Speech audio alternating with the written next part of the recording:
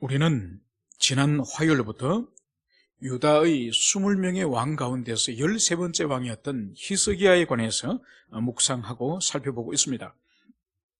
가정적인 환경으로 들라고 한다면 이 히스기야처럼 가장 영적으로 신앙적으로 나쁜 그런 부모 아래에서 자라고 교육받은 그런 사람은 없었을 겁니다.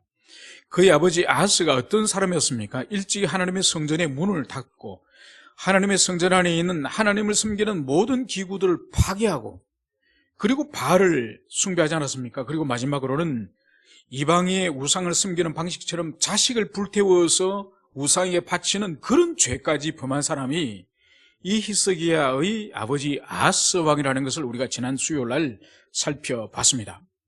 그런데 참으로 놀라운 것은 이 히스기야 왕이 25살 나이에 왕이 되자마자 제일 먼저 한 일이 무슨 일이라고요? 제일 먼저 한 일이 아버지가 폐쇄한, 아버지가 문을 닫아버린 성전을 다시 문을 여는 일이고, 그리고 그 성전의 문을 열어서 제사장들과 레인들을 모두 동원하여서 16일 동안 그 우상과 부정한 것으로 가득 찬 그 성전을 정결하게 성전 정화 사업을 이 히스기야가 하였음을 그것을 볼 수 있는 거죠.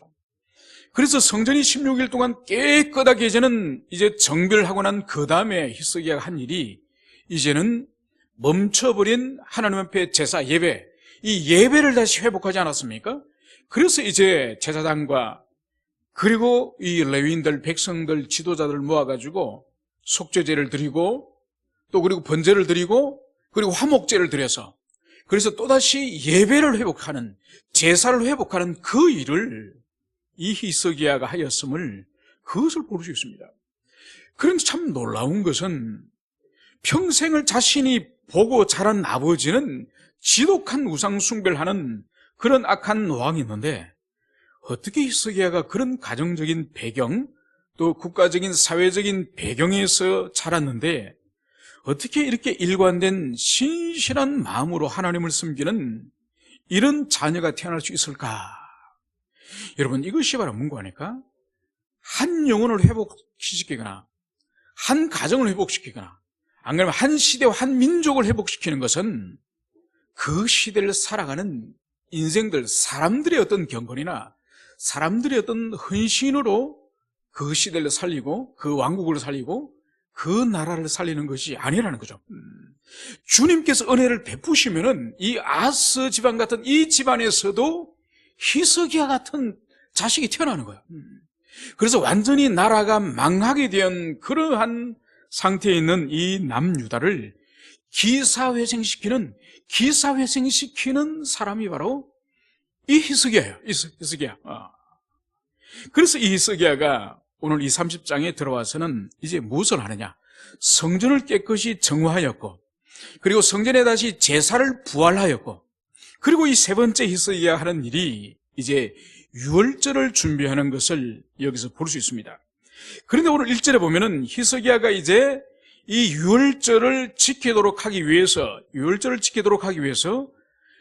이 남유다에 있는 백성들뿐만 아니라 오늘 여기 보면은 에브라임과 므낫세의 편지를 보내어 예루살렘 여호와의 전에 와서 이스라엘 하나님 여호와를 위하여 유월절을 지키라 하니라.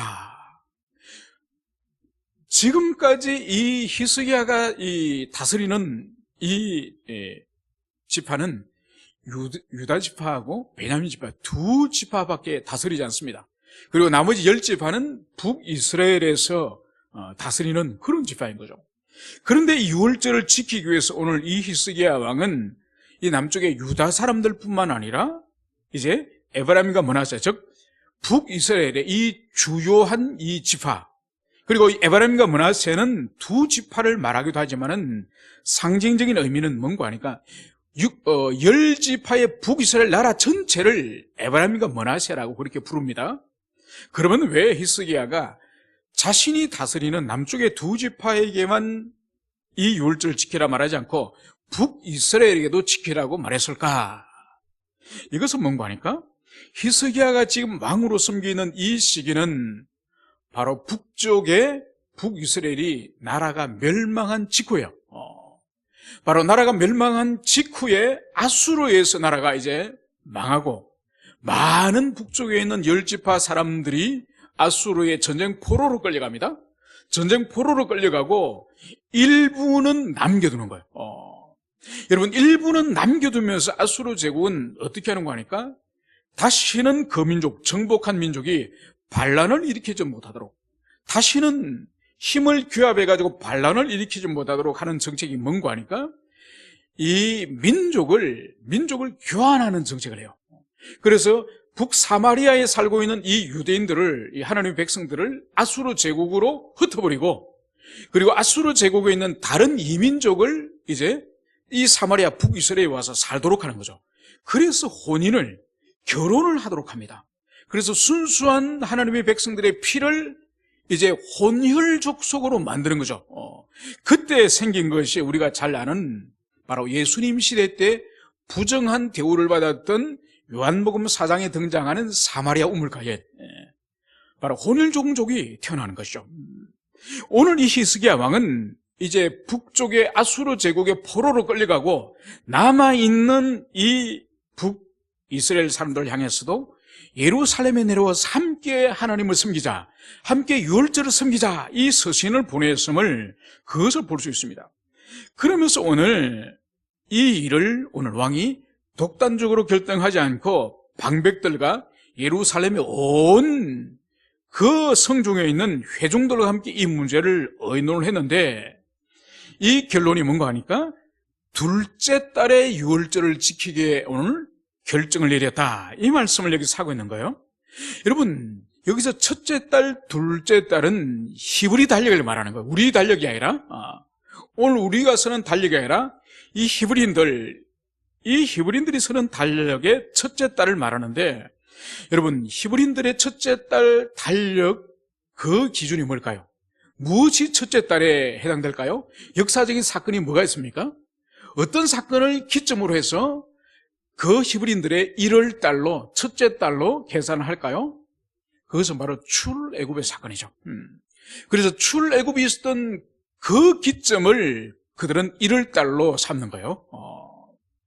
그래서 그 1월이 아닌 오늘 2절에 보면 둘째 달의 유월절을 지키려 하였으나, 왜 그러면 둘째 달의 유월절을 지킬까요? 오늘 3절은 이는 성결하게 한 제사장들이 부족하고 백성도 예루살렘에 모이지 못하였으므로 그 정한 때에 지킬 수 없었습니다. 그리고 이것이 무슨 의미인가 하니까, 여러분, 이 유월절은 하나님의 율법에 근거해서, 모세의 율법에 근거해서 지정된 날이 있습니다. 그러니까 이 히브리인들이 민족이 독립한 독립일이요, 민족의 해방일이요, 광복절인 이 날이 얼마나 중요합니까? 그죠? 우리나라도 보세요. 8월 15일로 우리가 광복절을 지키지 않습니까? 그러니까 우리가 어떤 사정이 있다고 해서 어떤 해는 7월 15일로 지키다가 어떤 해는 9월 15일로 지키다, 이렇게 하지 않습니다. 어떤 일이 있더라도 8월 15일 그날이 무슨 날이든지 간에 상관없이 8월 15일이 항상 우리는 광복절이 됩니다. 그것처럼 모세 율법에서도 이 유월절은 명시가 되어 있는 거예요. 그런데 오늘 왕과 백성들의 이 방백들이 첫째 날 열 나흘 14일이 아닌 둘째 달에 지금 유월절을 지키려고 하는 겁니다. 여러분, 이것이 과연 가할까요? 우리가 생각할 때는 하나님께서 율법으로 정하신 날에 유월절 지켜야지 그걸 임의로 바꾸어서 드릴 수 있을까요? 그 문제를 우리가 찾아봅시다. 우리 민수기 9장을 가봅시다. 오늘 이 말씀에 해당되는 유월절에 관련되는 말씀을 찾아봅시다. 민수기 9장 1절에서 3절의 말씀, 1절에서 3절의 말씀을 먼저 우리가 찾아서 읽도록 하겠습니다. 민수기 9장 1절에서 3절의 말씀 찾으셨으면 우리 세 구절의 말씀만 먼저 읽겠습니다. 시작. 애굽의 땅에서 나온 다음에 첫째 달에 여호와께서 시내 광야에서 모세에게 말씀하여 이르시되 이스라엘 자손에게 유월절을 그 정한 길에 지키게 하라. 그 정한 길 곧 이달 14째 날 해질 때에 너희는 그것을 지키되 그 모든 율례와 그 모든 규례대로 지킬지니라. 아멘. 자, 보십시오. 첫째 달에, 이 첫째 달에 이제 유월절을 지키는데 그 유월절을 그 정한 기일에 지키게 하라. 그러니까 마음대로 하지 말고 정한 기일에 유월절을 지켜라. 그러면 그 정한 기일이 3절, 이달, 즉 첫째 달 말하는 거죠. 첫째 달 14째 날 해질 때에 이제 어린 양을 잡아서 유월절 지키지 않습니까? 자, 그런데 하나님께서는 이 정해진 날에 부득이하게 지키지 못하는 그런 일들이 있을 수 있지 않습니까? 그런 일들을 위해서 하나님이 배려하신 부분을 우리가 읽겠습니다. 이제 9장 10절과 11절, 그 다음 장에 있는 9장 10절과 11절, 우리 두 구절을 10절과 11절 두 구절 읽겠습니다. 시작. 이스라엘 자손에게 말하여라. 너희나 너희 후손 중에서 시체로 말미암아 부정하게 되든지 먼 여행 중에 있다 할지라도 다 여호와 앞에 마땅히 유월절을 지키되 둘째 달 14째 날 해질 때에 그것을 지켜서 어린 양 무교병과 선나무를 아울러 먹을 것이요. 아멘. 자, 보십시오. 하나님은 첫째 달 1월달 히브리 달력으로 1월달 14일 날에 유월절을 지키도록 하십니다. 그런데 그때에 바로 죽은 사람의 시체를 만지거나 자기 부모님이 돌아가면 장례를 치러야 되지 않습니까? 그래서 죽은 사람의 시신을 만지거나 안 그러면 죽은 짐승의 시신을 만지거나 안 그러면 여행을 갔다가 이 유월절에 돌아오지 못하는 사람이 있을 수 있지 않습니까? 그래서 부득이하게 유월절을 지키지 못하는 사람을 향한 하나님의 이 배려가 뭐냐? 바로 11절 둘째 달 14째 날 해질 때에 그것을 지켜서 어린 양과 무교병과 선나무를 아울러 먹을 것이요. 그러니까 부득이하게 1월 달에 이 1월 14일 날에 유월절을 지키지 못하는 사람들을 위해서 하나님께서는 2월 달에 한 달의 말미를 주고 한 달 후에 2월 14일 날 유월절 지키도록 주님이 이 모세의 이 계명을 통해서 이미 배려하였음을 그것을 볼 수 있습니다. 여러분, 하나님의 이 배려심이 얼마나 지극합니까? 그죠? 그래서 이날 안 지키면은 다 끝이야. 다 아웃이야. 주님은 이렇게 말씀하지 않습니다. 그래서 주님께서는 부득이하게 그날을 지키지 못하는 사람을 향해서 한 달의 말미를 주고 이제 2월 달에 이제 유월절을 지킬 수 있도록 이 배려를 한 것을 여기서 볼 수 있습니다. 그래서 지금 제사장이 부족하고 그리고 이 백성들이 예루살렘에 모이지 못하였으므로 이것이 뭔가 하니까 이 남유다의 예루살렘 주변에 있는 사람들만 지금 이번 유월절을 지키는 것이 아니요, 저 북쪽에 멀리 있는 이 10지파의 사람들까지 지금 이 히스기야 왕이 편지를 보내서 초청을 하기 때문에 이제 이 1월 유월절을 지키기는 불가능하기 때문에 지금 방백들과 백성들이 함께 의논하여서 2월달 유월절을 지금 지키기로 하였음을 그것을 여기서 볼 수 있습니다. 그래서 오늘 5절에 보면 드디어 왕이 명령을 내려 브엘세바에서 단까지 온 이스라엘에 공포하여, 이제 왕이 드디어 브엘세바와 단, 브엘세바는 이 하나님의 백성들이 사는 거주지의 제일 남쪽이 브엘세바고 단은 제일 북쪽이 단이죠. 이것을 우리 언어로 바꾸면은 바로 한라산에서 백두산까지, 이런 의미가 바로 브엘세바에서 단까지 그런 의미인 거죠. 그래서 이제 이 편지를 이제 써서 보내서 모두 다 이제 오랫동안 지키지 못했던 유월절을 지키도록 예루살렘에 모이도록 이제 왕이 이제 편지를 쓰는 것을 그것을 볼 수 있습니다. 이제 그 편지를 써서 오늘 6절에 보면 보발꾼이라는 이 단어가 나옵니다. 이 보발꾼이 뭔가 하니까 우리 문화에서는 파발이 있지 않습니까? 그래서 왕이 어떤 칙서를 써서 저기 경상도나 전라도의 먼 곳으로 보낼 때에 이 중간중간에 역이 있잖아요.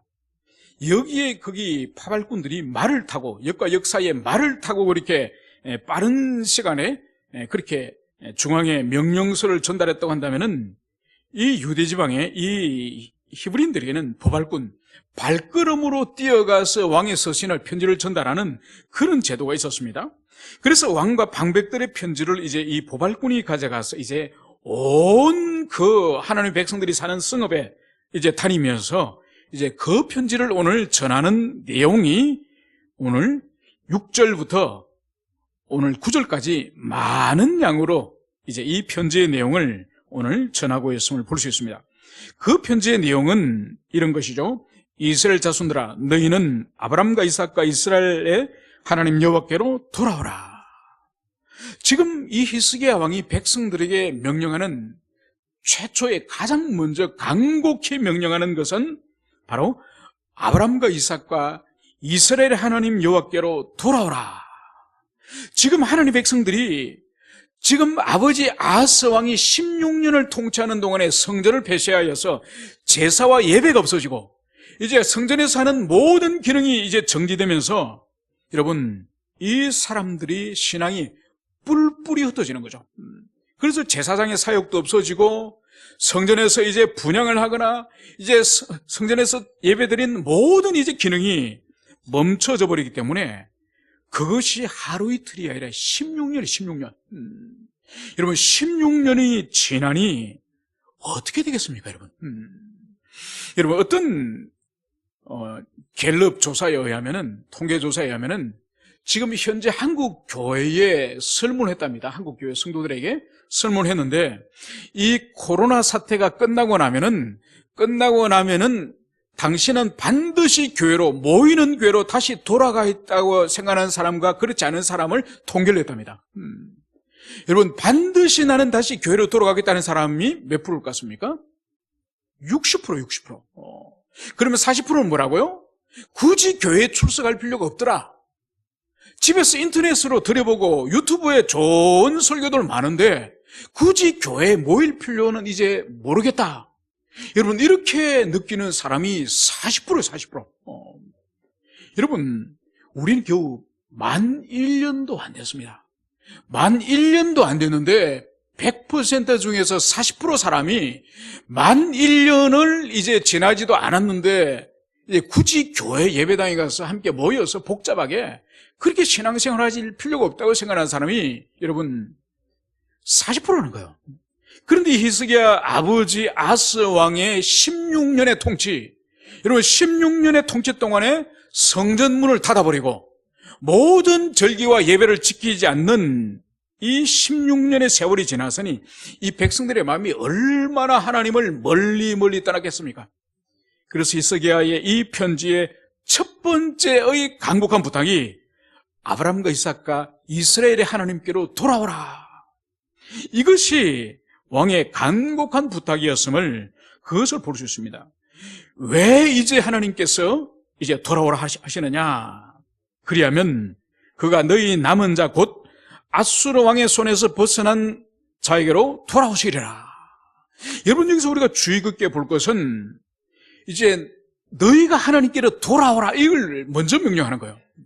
너희들이 먼저 하나님을 향해서 돌아오면은 이제 너희 남은 자가 누구니까 포로로 아수르로 끌려가고 남아있는 자, 사마리아에 남아있는 자, 너희들에게 하나님이 돌아오실 것이다, 이 말씀을 하시는 거예요. 여러분, 그러면은 우리가 이런 의문을 가져봅니다. 아니, 하나님이 먼저 돌아와 주시면 안 돼? 하나님이 먼저 돌아오셔서 이 이스라엘 백성들에게 좀 은혜 베풀어 주시면 안 돼? 여러분, 그렇지 않은 거죠. 먼저 보십시오. 오늘 하나님의 뜻은 이스라엘 향해서 먼저 돌아오라는 이 의미가 뭘까요? 먼저 하나님을 덩지고 먼저 하나님을 배반하고 이들이 먼저 떠났음을, 그것을 전제로 하기 때문에 먼저 돌아오라는 거예요. 먼저 떠났기 때문에. 그래서 다시 너희들이 먼저 돌아오면은 하나님께서 너희들에게 돌아오시리라, 이 말씀을 여기서 하고 있습니다. 여러분, 이것은 오늘 우리에게 적용하면 동일한 거예요. 여러분, 우리가 신앙생활을 하다가 우리 이미 하나님의 끝없는 그 사랑인 당신의 아들을 죽이시며 아들의 생명을 버리고 우리를 구원하신, 우리는 무한한 은총을 먼저 이미 다 받은 사람이에요. 참으로 그리스도 안에 있는 사람이라 한다면 이미 다 받은 사람이기 때문에 만약 우리가 하나님을 덩지고 떠나면은 우리가 먼저 돌아와야 할 의무가 있습니다. 이미 주님 편에서는 아들까지 우리에게 주시면서 영생을 우리가 먼저 그것을 받고 누렸는데, 우리가 하나님을 배신하고 등을 돌리면은 우리가 먼저 다시 회개해야 되는 거예요. 우리가 먼저 하나님께로 돌아오고 회개하는 것을 계산하지 않고, 아니 하나님 내 마음에 은혜 좀 주보시라니까, 내 마음에 은혜 좀 주보시면 내가 하나님께 돌아갈 테니, 당신이 나에게 은혜를 주지 않으니까 내가 하나님께 갈 수 없잖아. 여러분, 이것은 틀린 말이에요. 이미 주님은 우리에게 아들까지 주시면서 모든 복락을 우리에게 다 주신 분이에요. 그것을 우리가 버리고 떠났기 때문에 우리가 먼저 돌아오는 일이 있을 때에, 그때 하나님이 우리에게 얼굴을 돌리시고 우리를 만나주시는 거예요. 그러면서 오늘 7절에서 이렇게 권면을 합니다. 너희 조상들과 너희 형제같이 하지 말라. 그들은 너희 조상들의 하나님 여호와께 범죄하였으므로 하나님께서 멸망하도록 버려두신 것을 너희가 똑똑히 보는 바니라. 여러분, 이 역대기에는 열왕기와 달리 북이스라엘의 왕들과 북이스라엘 역사는 아예 역대기에 등장하지 않습니다. 그 이유가 뭐라 그랬죠? 이 북쪽에 있는 이 10지파의 왕국은 다윗의 언약을 벗어나서 다윗의 왕가를 배반하고 벗어난 그런 배교의 왕국이요. 그래서 끊임없이 우상을 숭배하고 하나님을 적대시하는 그런 10지파였죠. 그래서 역대기에서는 아예 이 북쪽의 역사를 다루지를 않습니다. 그래서 오늘 여기서도 명백하게 하나님께서 말씀하지 않았습니까? 너희 형제같이 하지 마라, 너희의 조상같이 하지 말라. 왜냐하면은 그들이 하나님께 범죄하였으므로 여호와께서 멸망하도록 내버려 두시니라. 여러분, 하나님은 당신의 언약에 대해서 신실하신 분이에요. 그래서 당신의 언약에 대해서 신실하기 때문에 반드시 범죄하고 돌이키지 않고 회개하지 않고 다시 하나님께로 돌아오지 않는 인생들 향해서는 반드시 하나님은 공의를 보여주시는 분이네요. 반드시 그 죄에 대해서는 형벌을 하셔야 되는 분이에요. 그래서 오늘 여기에서도 이 북이스라엘 향해서 너희 형제와 너희 조상같이 하지 말라. 그들은 여호와께 범죄하였으므로 여호와께서 그들에게 멸망하도록 내버려 두셨음이라.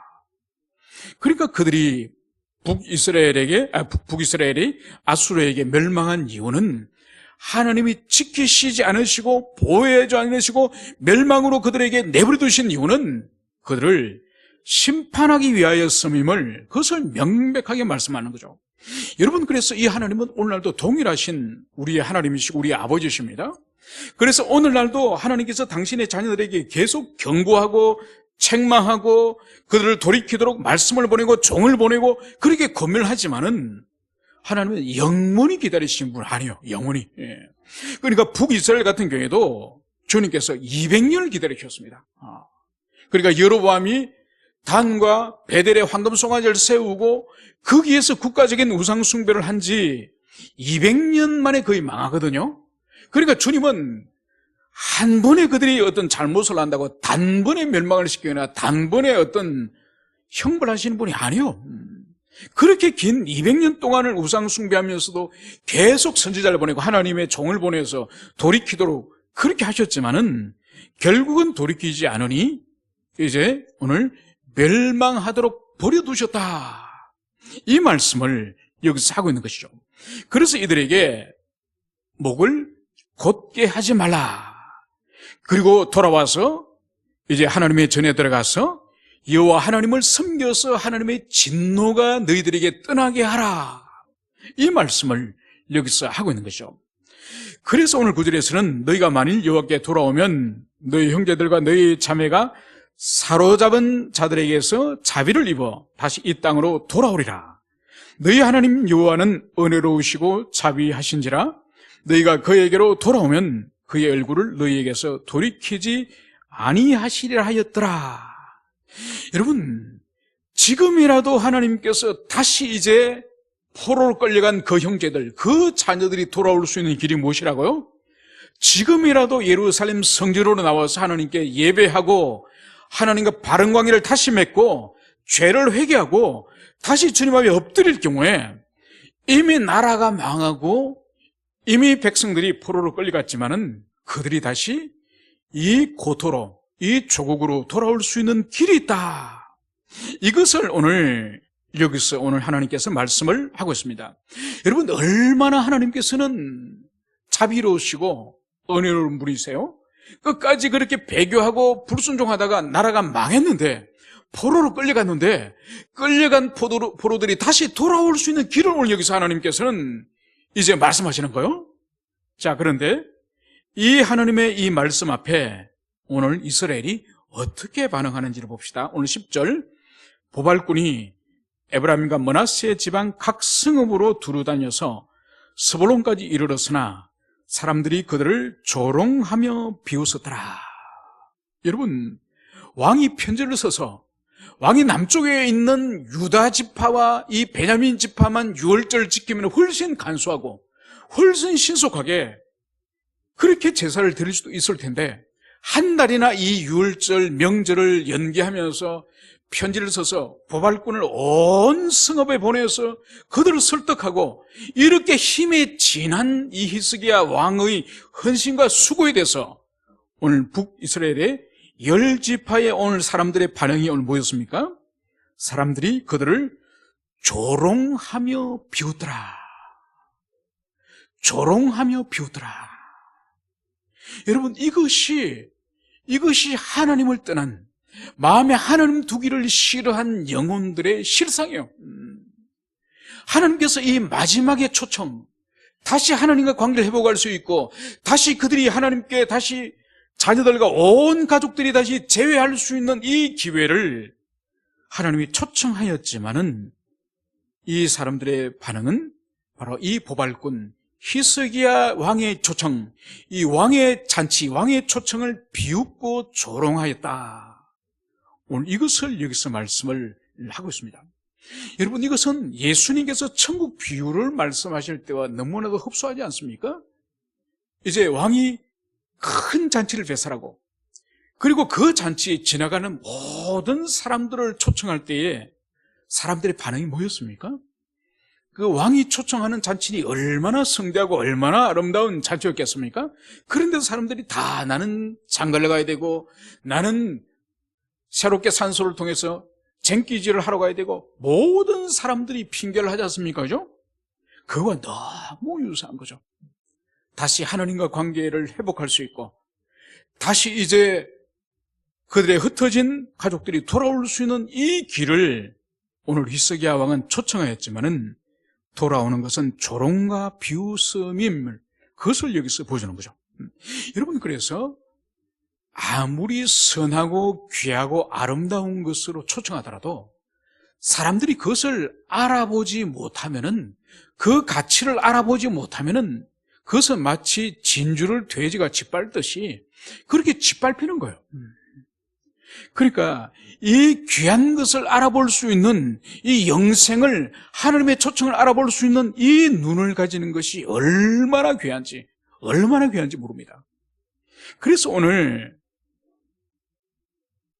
이 11절에서는 그러나 아셀과 므낫세와 스불론 중에 몇 사람이 스스로 겸손한 마음으로 예루살렘에 이르렀고, 여러분, 모든 사람이 다 그러지는 않았습니다. 아셀과 므낫세와 스불론 지파의 몇 사람이 겸손한 마음으로 오늘 히스기야 왕의 초청을 받고 오늘 예루살렘에 이르렀음을, 그것을 여기서 볼 수 있습니다. 그러면서 오늘 12절, 하나님의 손이 또한 유다 사람들을 감동시키사 그들에게 왕과 반백들이 여호와의 말씀대로 전한 명령을 한 마음으로 준행하게 하셨더라. 그리고 이제 이 남쪽에 있는 이 유다 백성들, 이 백성들이 왕과 방백들의 이 권면의 명령, 이 명령에 따라서 한 마음으로 이제 유월절을 준비하기에 오늘 이르렀다. 이 말씀을 여기서 하고 있습니다. 여러분, 우리가 드리는 매번의 예배, 매주의 예배는 사실은 이 예루살렘에 히스기야 왕이 초청하는 이 구약시대의 유월절과 비교할 수 없는 것이 사실 우리가 오늘 그리스도 예수 이름으로 모이는 예배입니다. 예배.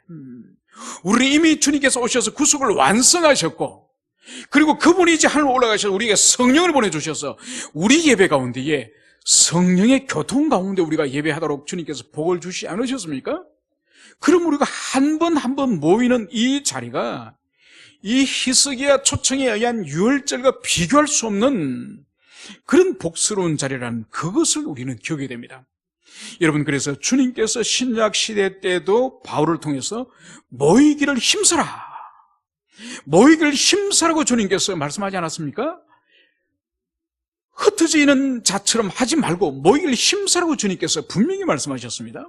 그것처럼 히스기야 시대 때도 이렇게 모이지 않는 사람들 향해서 왕의 칙령을 보내서 이렇게 모이도록 명령하였던 것처럼 오늘날 이 시대도 사람들은 이 모양 저 모양으로 흩어져 있고, 그리고 이 모양 저 모양으로 다시는 모이는 교회 필요 없다, 이제는 집에서 온라인으로 충분히 예배드릴 수 있는 시대가 왔다, 그렇게 말하고 있지만은, 그러나 변함없는 주님의 뜻은 모이기를 힘쓰라, 그리고 두세 사람이 내 이름으로 모인 그곳에 내가 함께 계시겠다, 그 말씀을 하지 않으셨습니까?